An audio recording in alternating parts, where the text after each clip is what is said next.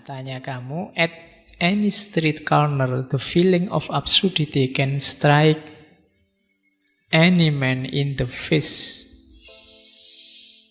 Dimanapun di sudut-sudut jalan, feeling of absurdity, merasa absurd, itu bisa menampar wajah siapapun.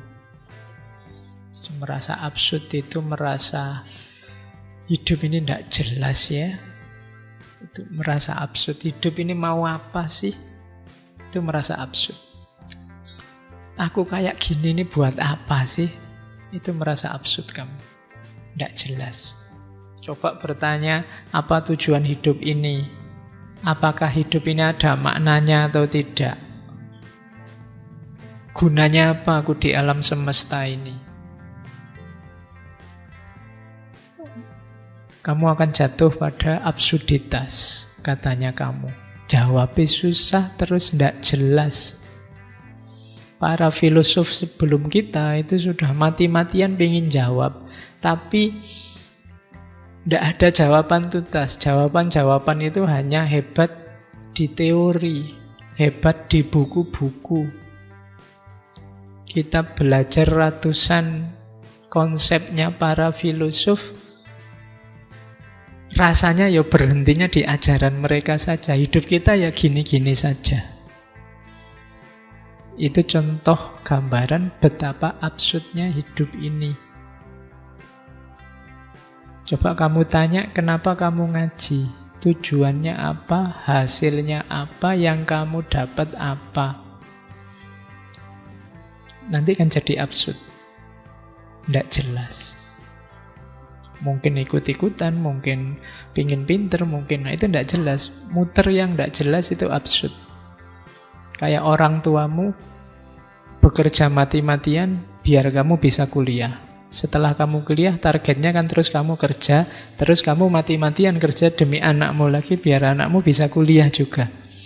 Terus anakmu juga dia dapat pekerjaan mati-matian bekerja demi anak. Nah nanti ya ngapain bulet? Semuanya berkorban demi anaknya. Lu yang sukses terus siapa? Itu kan absurd.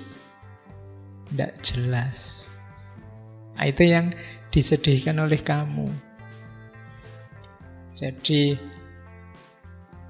katanya kamu, hidup kita ini tidak pernah kita minta, tidak pernah kita harapkan, tiba-tiba seperti ini. Kalau di bukunya kamu itu analoginya kayak bola. Bola itu kita tendang ke selatan, kadang ya jatuhnya malah ke timur. Apalagi yang main timnas. Ayo. Sudah diramal kalah, menang. Diramal menang, kalah. Bingung.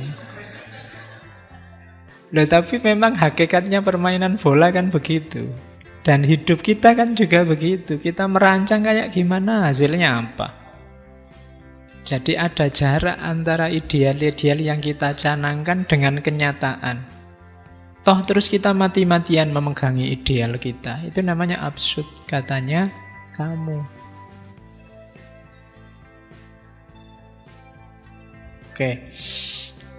Ya termasuk nanti kritiknya pada agama. Cuma tidak boleh baper. Kalau dikritik, kadang-kadang kita memang begitu.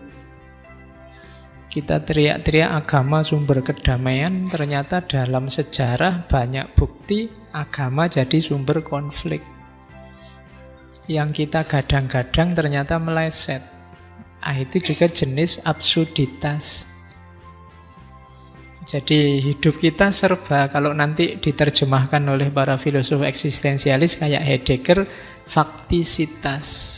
Kita selalu terlempar dalam fakta-fakta yang seringnya tidak cocok sama gambaran kita selama ini. Mungkin dulu kamu sebelum kuliah membayangkan besok kalau saya kuliah mau rajin nulis, rajin baca, bikin tulisan banyak. Besok kalau saya kuliah mau nyari pesantren, terus rajin tahajud sambil ngapalin Quran dikit-dikit, sambil itu kan idealmu. Begitu kuliah, kamu rasakan sendiri sekarang kan. Itu ada jarak antara teori-teorimu dengan kenyataan hidupmu. Katanya kamu, absurd itu konfrontasi antara dunia yang irasional dan kerinduan yang hebat akan kejelasan yang panggilannya menggema di kedalaman hati manusia. Dunia ini, katanya kamu, ndak serapi yang kamu pikirkan. Cuma kita selalu ingin menjelaskan dunia ini secara mutlak, secara pasti, secara rapi. Dan kita gegeran demi itu. Konsep A tawuran dengan konsep B mengkritik konsep C gegeran sama konsep D. Semuanya konsep, kenyataannya beda. Dalam hidup ternyata tidak sesederhana yang diteorikan di konsep-konsepnya para filosof. Kamu tetap ingin mengejar makna hidup. Kamu kan gitu, mahasiswa yang agak apalah gitu kan. Ini saya pencarian, Pak. Ini kan, itu pun kalau ditanya detail ya bingung. Kamu itu nyari apa? Caranya gimana? Kalau nyari itu kan ukuran kamu sudah nemu itu apa? Itu kan harus jelas. Tapi begitu dijelaskan, aslinya tidak begitu, Pak. Mesti gitu. Kenapa? Itulah hidup. Katanya kamu, hidup itu memang absurd. Nah, oke, terus kamu menjelajahi gagasan-gagasan para filosof sebelumnya. Kira-kira apa ada makna yang absolut itu? Dan dia tidak nemu. Meskipun dulu René Descartes teriak-teriak, ayo dicari sampai yang kebenarannya paling pasti. Wong kamu tidak ngerti René Descartes juga bisa hidup enak, bisa ketawa-ketawa. Berarti apa? Tidak operatif, tidak fungsional.